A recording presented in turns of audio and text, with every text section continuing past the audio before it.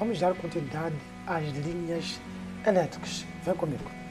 Nas instalações elétricas internas, emprega-se condutores de aço ou plástico, PVC, não combustível e autoextinguível. Em ambos os casos, são fabricados de dois tipos que nós podemos observar aqui. Temos metálico, que é esta parte, também temos plástico, que é esta parte. Então, temos aqui condutores metálicos.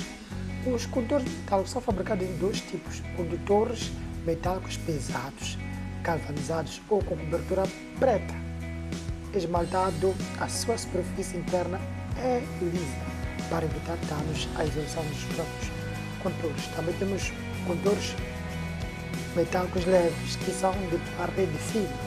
Estes eletrodutos não podem ser feitos rosqueados, de modo que os três podem ser ligados por meio de acessórios de união especial. E estamos a falar dos elétrodos. Depois também temos elétrodos de PVC.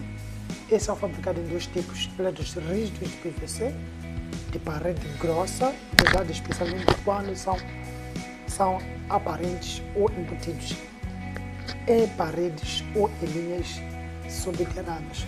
Nós, como estamos a falar das instalações elétricas internas, normalmente a instalação que é feita pode ser subterrânea ou dentro das paredes. Normalmente são instalações invisíveis, nós não podemos ver a sua própria canalização. Certo? Também temos outra informação aqui do seguinte: os elétrodos de PVC de parede fina, usados preferentemente embutidos ou em paredes sem exposição a danos mecânicos, exatamente isso.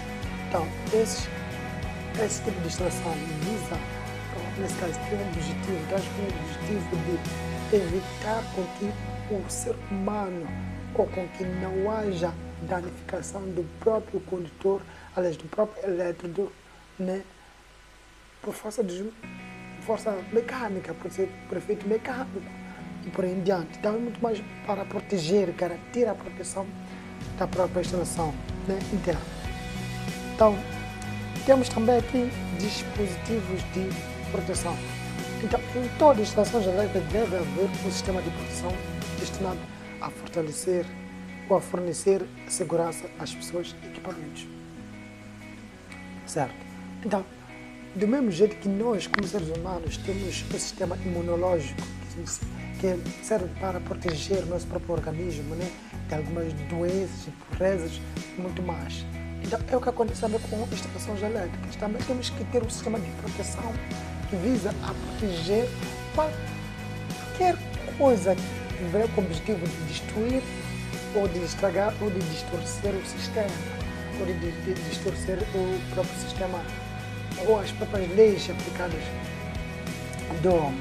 Então, também o que deve acontecer com a própria instalação elétrica. Nós temos que garantir a proteção da própria instalação elétrica, certo? E os dispositivos que necessariamente devem existir são os seguintes: os disjuntores T-magnéticos e os disjuntores diferenciais. Então, existem outros tipos de disjuntores que nós podemos aplicar, mas aqui foi destacado exatamente os disjuntores termagnéticos, que têm a função de proteger a parte térmica e a parte magnética, certo? E também os disjuntores diferenciais. Então, depois temos aqui alguma imagem de disjuntores termagnéticos, que é um dispositivo de proteção destinado a cumprir as seguintes funções. Primeiro, abrir ou fechar o circuito em condições normais. Você tem que saber ligar e desligar. Veja essa parte preta aqui. Essa parte preta é muito mais para isso. Também deve ter a função de abrir um circuito em condições de falha, quer seja por sobrecarga ou por circuito. Se o disjuntor, se for comprar um disjuntor e não fazer esse trabalho, alguma coisa não está bom. Então, é obrigatório, é a necessidade de que nós verificarmos isso. Então, todo disjuntor também tem que ter a capacidade de fazer o quê? Abrir quando perceber que aqui há uma anomalia.